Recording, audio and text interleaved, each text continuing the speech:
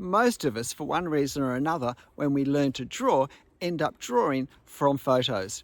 In fact, even if we're not beginners, most of us probably most of the time draw from photos. And it's understandable why we would. They're so accessible, more accessible than ever, whether they're our own photos or taken by someone else. It's easy to find almost any subject we might wish to draw. It's so understandable that we probably don't give it a moment's thought. We're trying to accurately copy what we see in our photo. And it's not too far from there to be thinking that the sign of a good drawing is that it looks like the photo. In fact, the more it looks like the photo, the more successful my drawing is. That if I could do a drawing that looked like a photocopy of the photo, I'd be Leonardo da Vinci. But of course, we're never going to draw a photocopy of our photo. There's always going to be a gap, in all likelihood a considerable one, between what we draw and how the photo looks. And it's this fact that possibly blinds us to the total inadequacy of copying the photo as our goal. That in fact, when I have a photo that I use as a reference, my goal shouldn't be to copy it. That if that's my goal, it's actually going to hold back the development of my drawing skill and ability. I shouldn't be trying to copy the photo. That shouldn't be my mindset. I should, in fact, I think, far more helpfully, be trying to use the photo. And there's a huge difference between the two.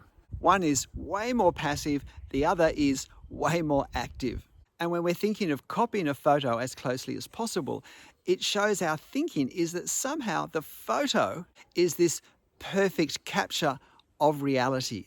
And therefore, it's the highest target I can aim at in my drawing, and this is simply not the case. A photo is not reality. In the same way, my drawing will not be reality.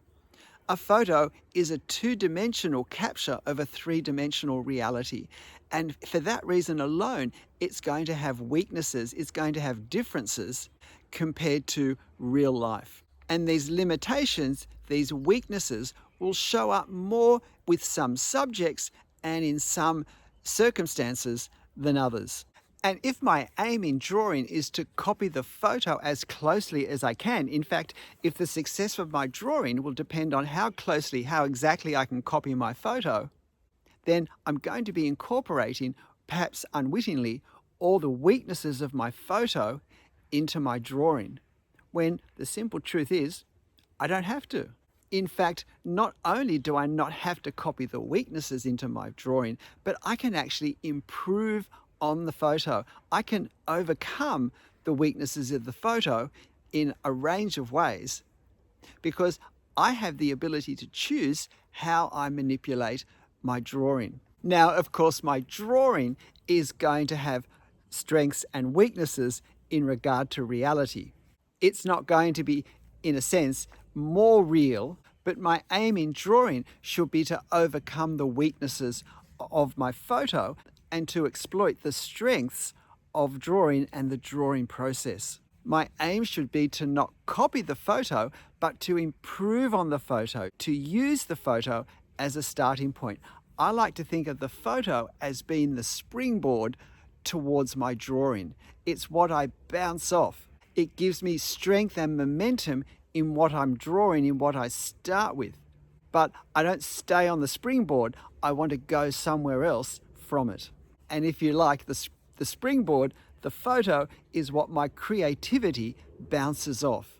But if I mistakenly feel my aim is to reproduce the photo as closely as possible, then I'm not even trying to see these possibilities, let alone develop the sorts of creative thinking skills and technical skills to make them happen. My aim should not be to copy my photo. My aim should be to use my photo as a starting point for my drawing. Okay, that's the end.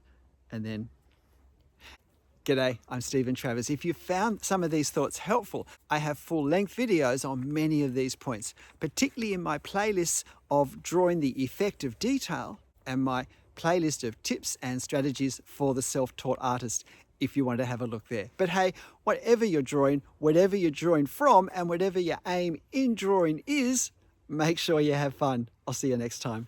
Bye.